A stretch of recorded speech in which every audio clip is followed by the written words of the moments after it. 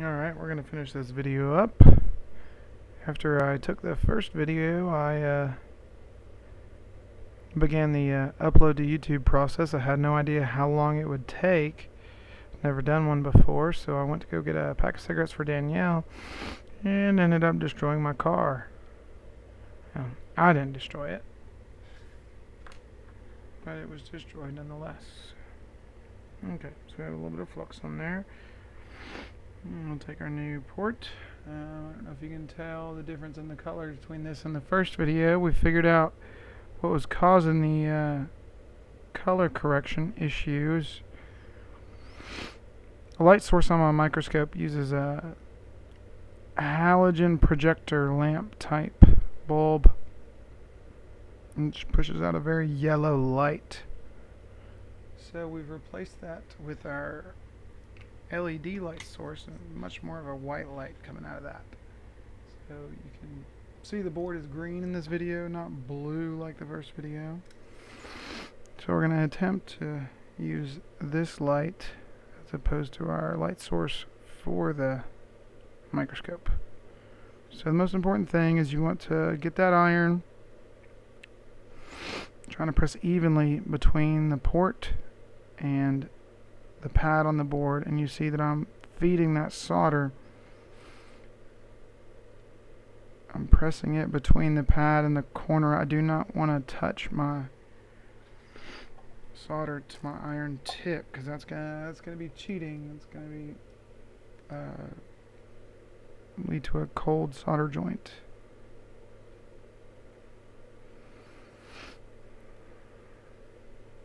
Because you want that pad to heat up that solder. You don't want to cheat and use that iron tip. And make sure you're using a decent amount of pressure.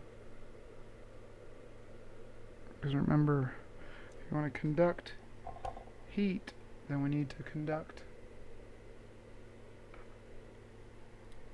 force, contact. I'm going to raise this up a little bit so we can put this at a little bit of an angle. Kind of help what we're doing here. So we're going to do this. We'll raise up our focus. Give me just a second. And let me move our light source.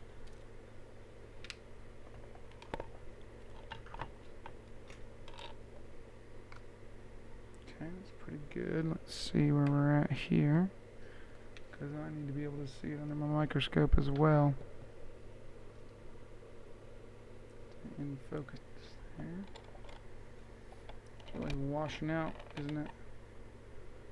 Add a little bit of this halogen there to kind of balance it, maybe just a little bit. Kind of defeat that, so to speak. Okay.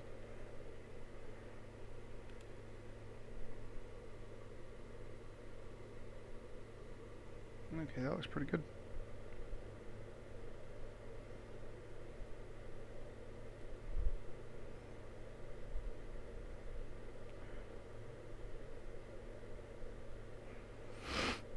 Now, we're going to redo this later, and what we're going to experiment on with the junk board is we're going to experiment tinning up our pads here, and then we're going to come back and hit it with the reflow, because I think that'll more of a precise product when we're done. Just like if we were doing a Touch IC on an iPad mini, we would first tin up all those pads.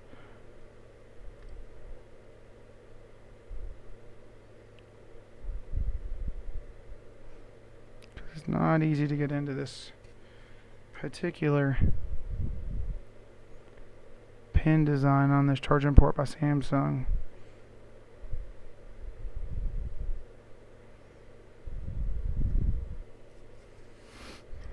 The Grand Prime is starting to become a very popular phone. The real trick to it is being able to pull that screen out of the frame properly without destroying it. Okay, I think we've got a couple of good pins here.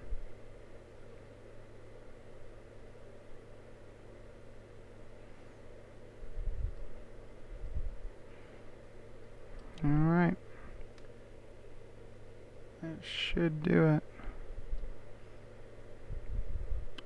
One more on the end. I'm really trying my best not to hit that plastic on the corner.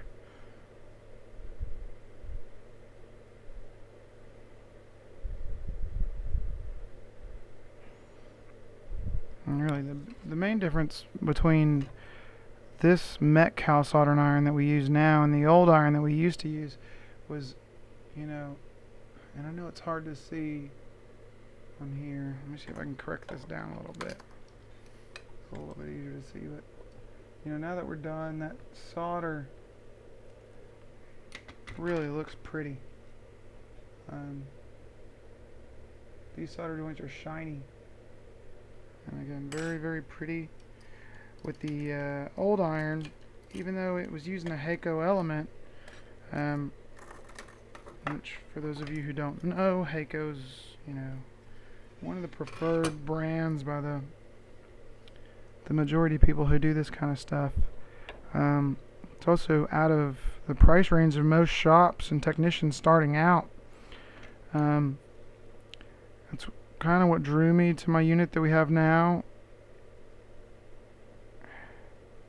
is that it uses that that HAECO element, you know, which was kind of cool to see that they were advertising that. But even with that iron, I mean, it's a cheap setup. It's like $100 and something.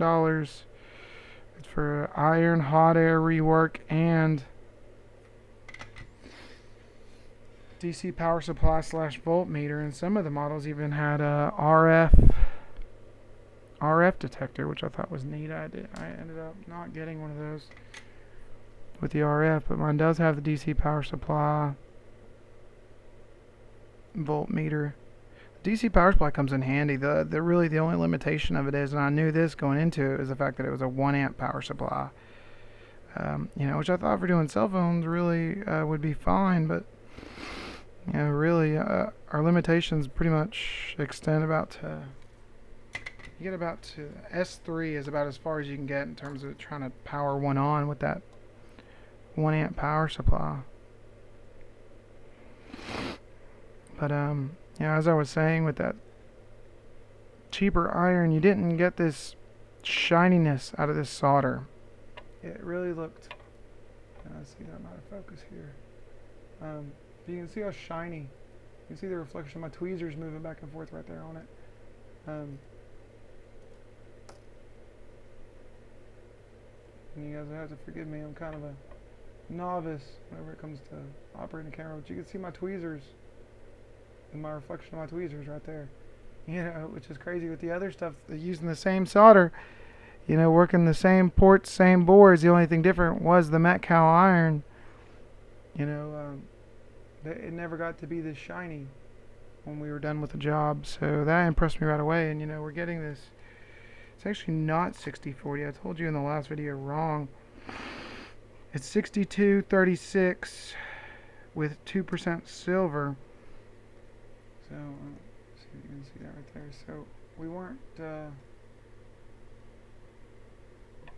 getting that shininess out of it, and I think that shininess is due to the silver in there, and we never saw that.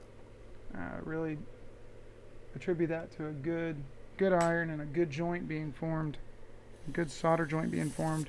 Our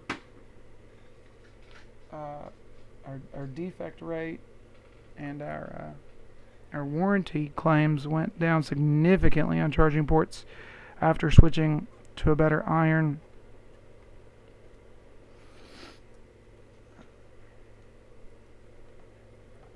You want to make sure you get that good joint, good bond formed. And I'm gonna wait. I've waited long enough for it to cool off. I'm gonna clean it up. Now that's a rookie mistake too. Is you know, as soon as it's cleaned off, you want to see what you did. You know, as a new tech, you're just, you know, you're anxious about everything because it's all a new world. So you just really need to be patient with it and let it cool off. Give it a good at least 5 minutes before you attack it with your alcohol or your desired cleaner of choice. I know you want to see what it looks like underneath all that flux, but to be honest, there's no reason to clean the flux off. Honestly, you can leave the flux there. You know, if you're a good tech and you know that you've got a good joint, it's on there good. There's no reason to clean it. I'm just cleaning it for the sake of the video so you guys can see it.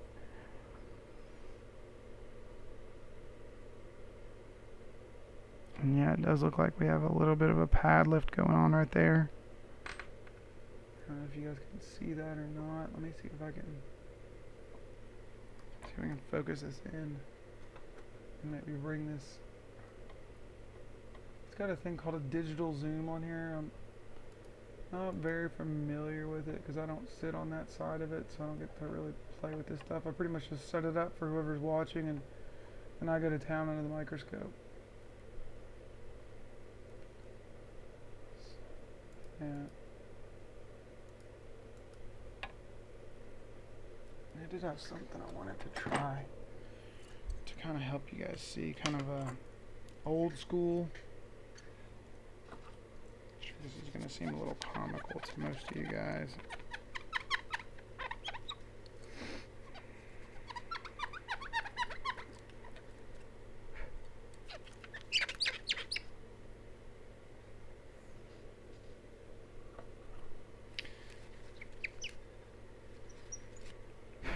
And really, these first couple of videos are not so much for you guys on the other side, but it's really for me, trying to get all this stuff dialed in.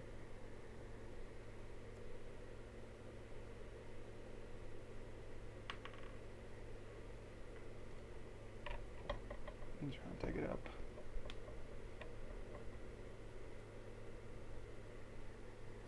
And let's see. Oh yeah, that does give you a little something there, don't it?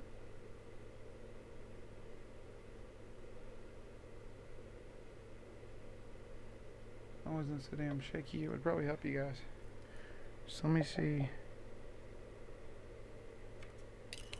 If I take this up even farther, that gives you a little something so you guys can see what we're trying to look at here. Switch hands.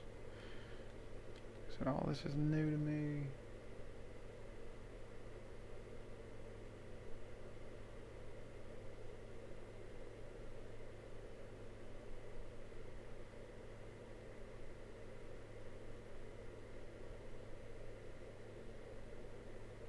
I don't know if you can see that pad right there I was pointing out. You can definitely see it's starting to lift a little bit compared to the others. But so it's not doing a whole lot for us there, is it?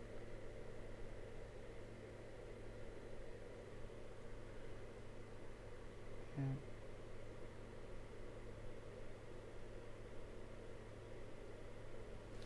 And that really begs another question. I've got this other lens here. I don't know if that would help us out or not.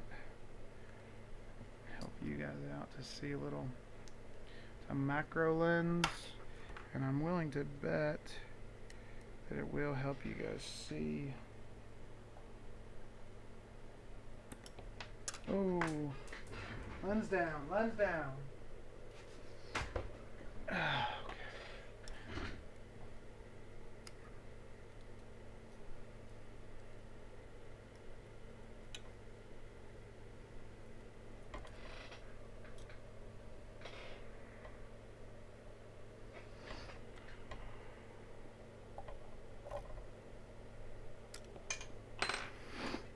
Yeah, man, it's amateur hour back here. I gotta get a better handle for this thing.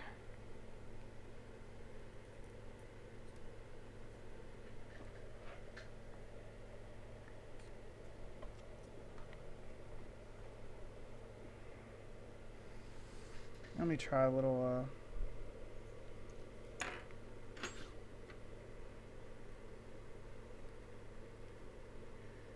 better gripper.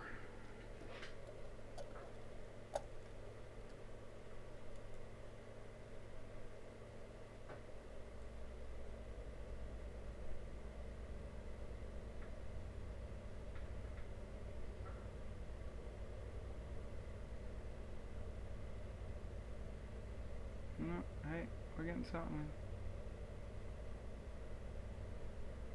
Alright, so let's do this. Let's bring this all the way down. Bring this all the way down. As close as we can get it.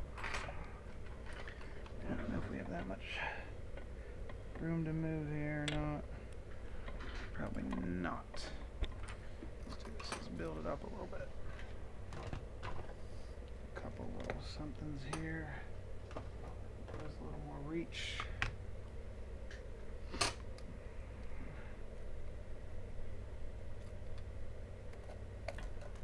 And I would like to show it at an angle if I could. I don't think that's going to work though.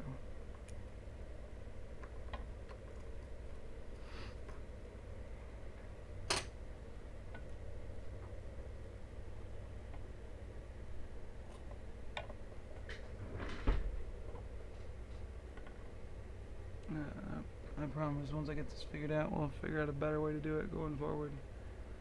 Oh, look at that.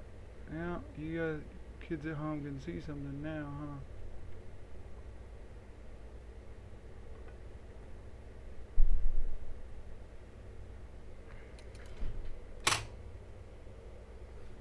Alright, so almost done here. Get this to where we can see. Yep. Come on. Almost there.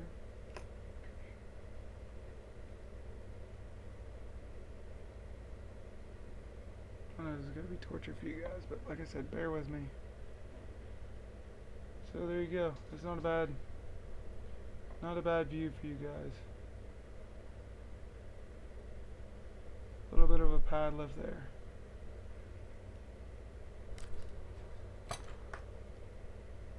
A little bit. Oh.